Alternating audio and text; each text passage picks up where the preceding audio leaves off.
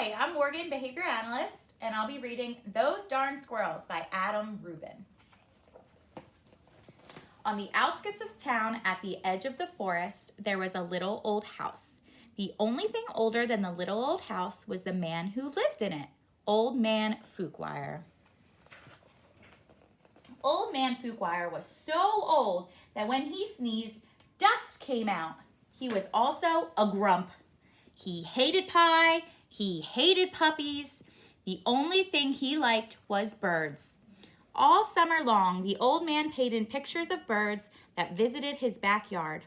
There were whirlybirds and bonga birds, baba birds, and yabba birds. Even a rare flugelbird came by once or twice. Fuquire's paintings weren't very good, but the birds never said anything. When the air turned crisp and the leaves began to change color, the old man grew sad. He knew that soon the birds would fly south for the winter, as they did every year, and that he would be lonely. Then he had an idea. If he fed the birds, maybe they would stick around. So Old Man Fuquire built beautiful bird feeders to put them all around his backyard. He filled the feeders with delicious seeds and berries, and soon birds came from all over the forest just to eat in the old man's yard. But the birds weren't the only ones who liked the bird feeders. The squirrels did too. Not many people know this, but squirrels are the cleverest of all woodland creatures. In fact, they're fuzzy little geniuses. They can make a house out of a tree, a bed out of a bunch of leaves, and a box kite out of twigs, dirt, and squirrel spit. They also are very excellent at math. Winter was fast approaching, and the squirrels needed to gather as much food as they could to get ready. So they decided to take some of the bird food. The birds were not happy. Neither was Old Man Fuquire. When he discovered what had happened, he shook his old man fist and yelled, "Those darn squirrels!" He filled up the feeders again, but this time he hung them from the clothesline. He went back inside, confident that the squirrels would no longer to be able to get the seeds and berries. But the squirrels were determined. They devised a plan, and this time they took all the food from the bird feeders. The birds were furious.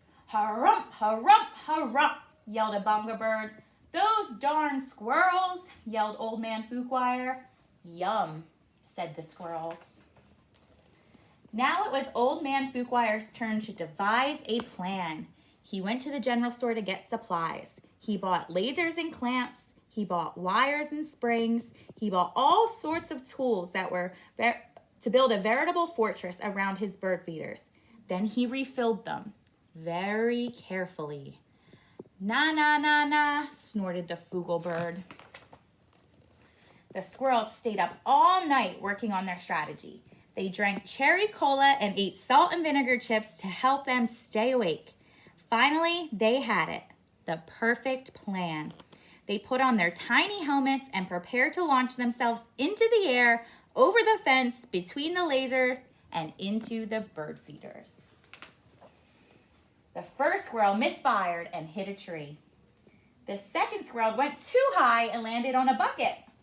The third squirrel sailed clear over the house. The birds laughed and laughed. They each had one last delicious mouthful of seeds and berries from the old man's feeders. Then they flew south for the winter, just as they did everywhere.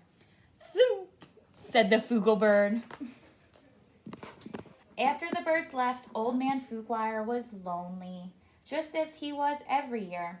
He fixed himself some cottage cheese and pepper, his favorite snack, but he was still lonely. When he looked out the window, the squirrels could tell he wasn't happy. "Go away," shouted the old man. "I don't like squirrels." The squirrels held a meeting deep inside a large tree. They decided to give the old man a present to make up for taking his seeds and berries.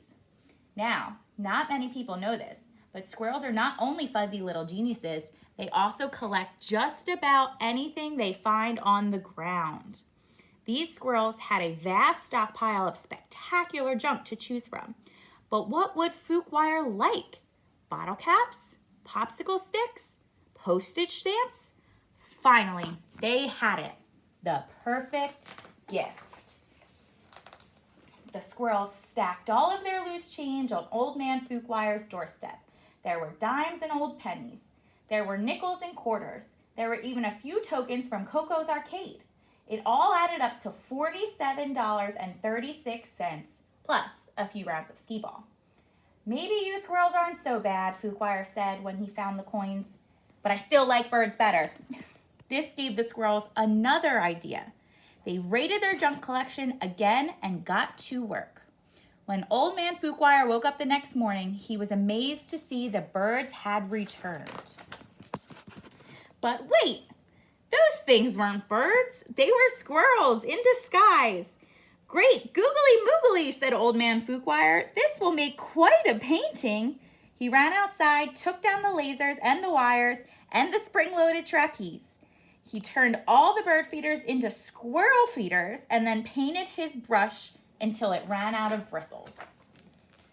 The squirrels were so overjoyed, they had a party in Old Man Fuquoire's house. Those darn squirrels, said Fuquoire, and he shook his old man fist and smiled.